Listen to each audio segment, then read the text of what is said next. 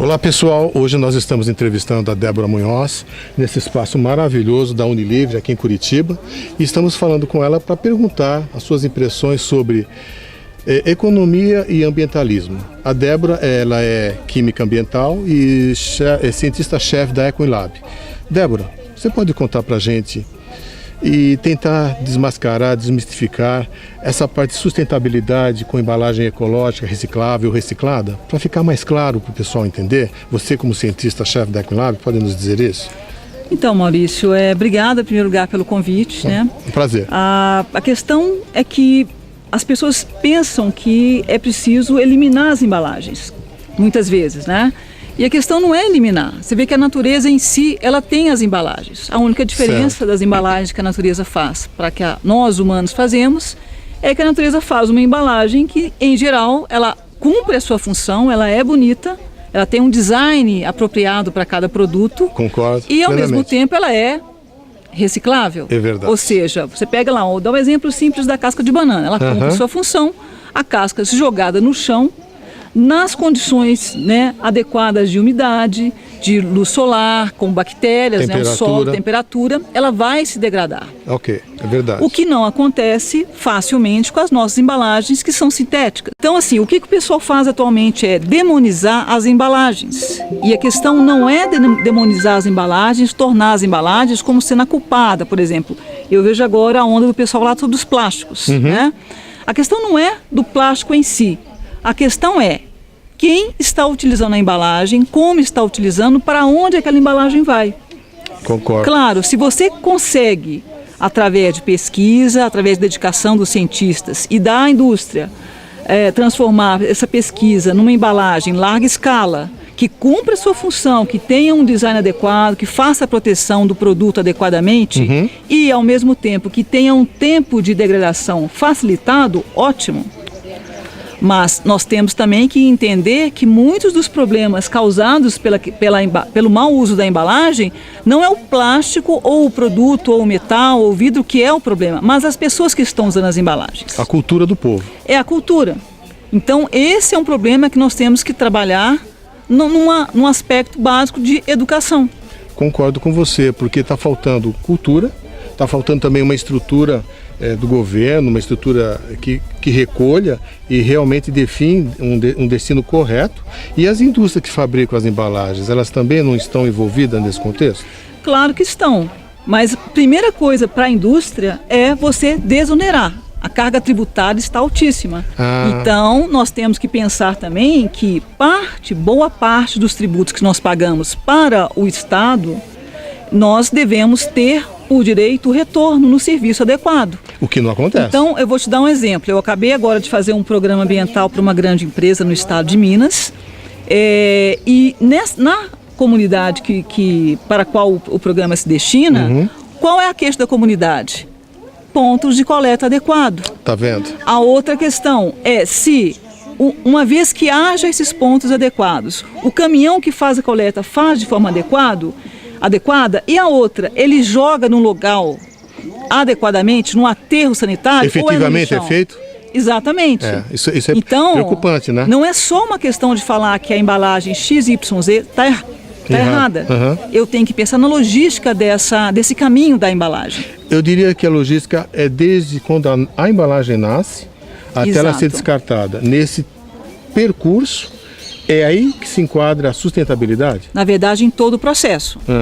Na concepção, então aí vem a questão do ecodesign, que é você procurar sacar como a natureza faz, buscar imitar conscientemente com a ciência e tecnologia que nós temos disponíveis, entender a viabilidade econômica, porque não adianta você colocar produtos no mercado sem ter mercado para pagar. Na verdade, se você não tem alguém disposto a pagar, você não tem mercado, né? Se não tem alguém que banque. Então você tem que ter todo o processo harmonizado. E me diz uma coisa, o povo, o consumidor, ele está ciente, mas quando eu digo ciente, realmente ciente do descarte, do tipo de matéria-prima, que matéria-prima está sendo usada no produto? Eu acredito que não. Ele tem uma vaga ideia, mas eu acredito que um trabalho de marketing em cima disso seria importante, não seria? Seria. Na verdade, a gente está falando assim, da questão da educação do consumidor e da informação do consumidor. O consumidor, muitas vezes, ele não conhece. Foi baseado nisso, inclusive, que alguns anos atrás eu fui contratada para poder escrever esse livro, né? Um livro que fala sobre a evolução das embalagens, com esse objetivo de levar informação de qualidade para educadores, para adolescentes, para catadores, para designers. Então a linguagem é bastante acessível. Para quê? Para que as pessoas pudessem compreender qual é a composição básica das embalagens, principais embalagens. Então basicamente é o quê? Plástico, papel, papelão, celulose envolvida em vários processos, enfim. E é muito interessante o seu livro. Eu já tive a oportunidade de ler e gostei muito. A gente aprende muito aqui do ambiente que as pessoas vivem, da história, porque o homem, eu acredito que desde quando ele saiu das cavernas e começou a usar um coco ou algum outro material para conservar o produto, a embalagem já nasceu nesse momento e ela foi evoluindo. Exatamente. E você mostra isso aqui. Eu achei muito legal. Então essa visão da história, do processo histórico, de da onde que veio as embalagens, como é que elas surgiram. Então as pessoas precisam também ter um pouquinho mais de curiosidade e saber usar de forma adequada. A embalagem não é um mal necessário. Se não fosse a embalagem, nós não tomaríamos champanhe da França, não comeríamos patê da Alemanha, salsichas, carnes e tudo mais. Ela é um veículo democrático, de certa maneira. Se bem que existem muitos países onde existe fome, a embalagem chega lá, mas de maneiras obtusas. Mas isso é um papo para uma outra entrevista, um outro assunto. O que eu gostaria que você efetivasse agora é a parte de sustentabilidade. O que é que você pode passar para o nosso público lá na Green Cosmetics sobre sustentabilidade, para que não ocorra mais confusão sobre embalagens ecológicas no sentido de serem recicladas, recicláveis e sustentabilidade, porque eu percebo que isso ainda é uma interrogação. Então, sustentabilidade é aquilo que se mantém ao longo do tempo, né? Então vamos colocar como sustentável, aquilo que se mantém ao longo do tempo. E nesse aspecto que envolve a atividade humana, você tem que colocar o tripé econômico. Então não adianta você observar todo o processo da natureza e não ter pessoas dispostas a pagar por aquilo. Entendo. Então é viável para a indústria, é viável para o consumidor, a embalagem cumpre a sua função, ela é bonita, porque ela tem que ser bonita. Tem que não ter adianta. marketing. Tem que ter marketing. E não basta só ter aparência, porque muitos produtos no Brasil têm aparência. Vou citar um exemplo para você.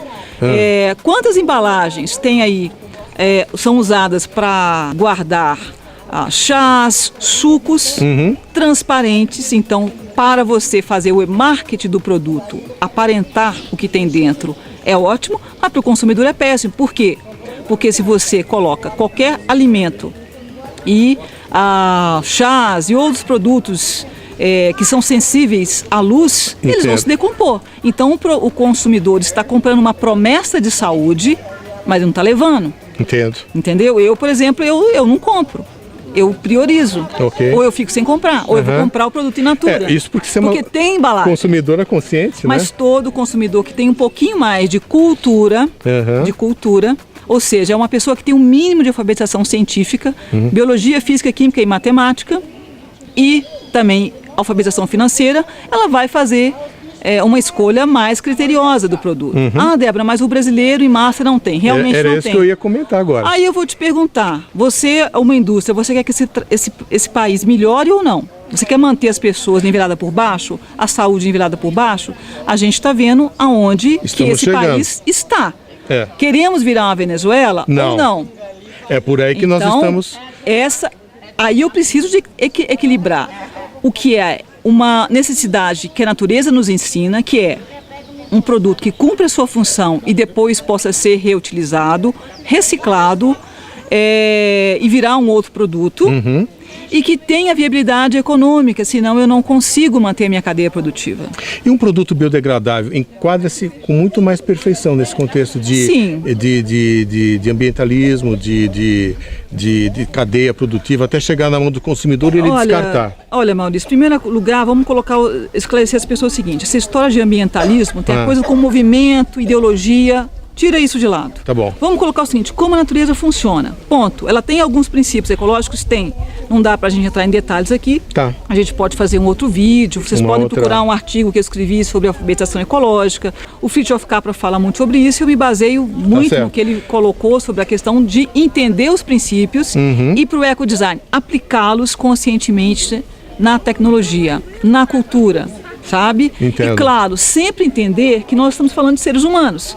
Nós não somos animais, então a gente tem uma forma de comportar, existe a complexidade econômica dos mercados, disponibilidade de produtos, tudo isso tem que se levar em conta. Faixa etária, tudo. Tem Inclusive que ser agora que nós estamos crescendo, a terceira idade tem tido um aumento relevante na sociedade e eles são os consumidores do futuro. Nós temos que pensar neles também com relação às embalagens que eles vão manipular, porque eles com suas deficiências físicas, de visão, de tato, de pega, é um outro assunto que nós poderemos falar, mas a parte de ecodesign independe de idade, porque ela abrange todo esse... Independe. Na verdade, para mim, que eu não sou designer, eu sou uma apaixonada pelo design, tanto quanto pela arquitetura. Se você é um bom arquiteto, um bom designer, você resolve esse problema.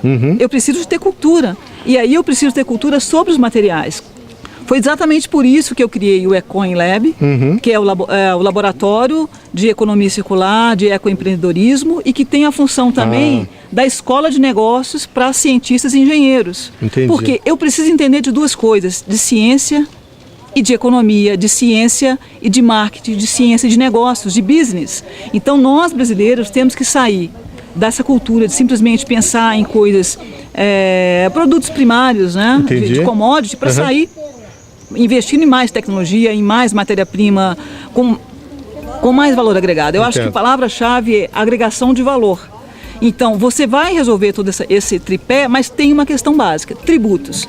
A questão dos tributos se torna muito importante no momento atual do Brasil, porque as indústrias não estão aguentando mais produzir. Toda empresa hoje tem problemas muito graves em relação à carga tributária.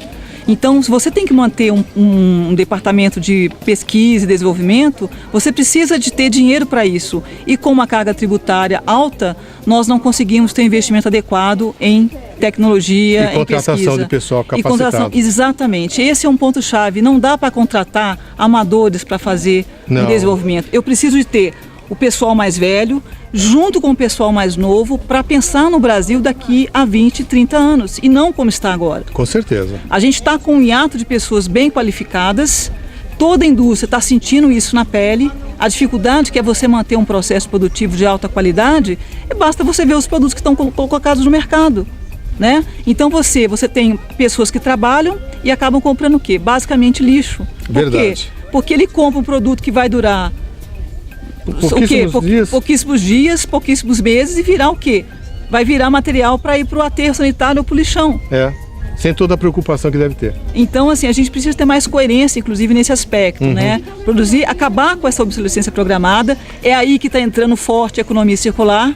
A obsolescência programada é um crime, eu vejo assim, você compra alguma coisa com um fim determinado, só que nesse fim determinado não se determina como ele vai ser sucateado, reaproveitado. Então, Débora, desenvolvimento sustentável, desenvolvimento econômico e a parte de tributação tem que andar em coesos para que tudo funcione corretamente, para que, enfim, aconteça um projeto viável e que seja de bem com a natureza. Perfeito. É isso mesmo? É exatamente isso, né? Não há antagonismo. É exatamente isso, Maurício. Os dois pontos, né? A questão ambiental e o desenvolvimento econômico, eles têm que ser parceiros, eles não podem ser antagônicos.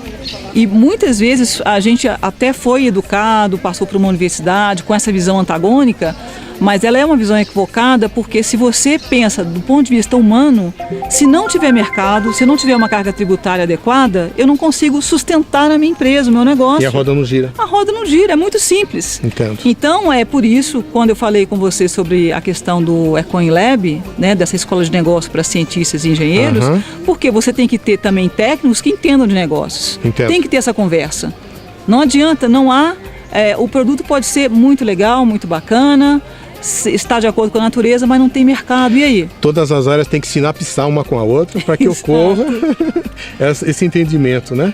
Senão, não acontece. Olha, a vida acontece em redes. Né? Então, essa é uma sabedoria da natureza que nós temos que aprender no mundo dos negócios e no mundo das embalagens. Certo. Eu tenho que ter uma embalagem adequada com o contexto. É simples assim. Então, gente, fica aqui o depoimento da Débora. Muito obrigado, Débora. Foi muito esclarecedor. O pessoal do evento Green Cosmetics vai gostar muito dessa sua palestra, desse seu depoimento, porque a gente quer desmistificar muitas coisas e estamos aproveitando esse convite para fazer isso. Obrigada pela oportunidade e fico à disposição. Tchau, pessoal. Até mais.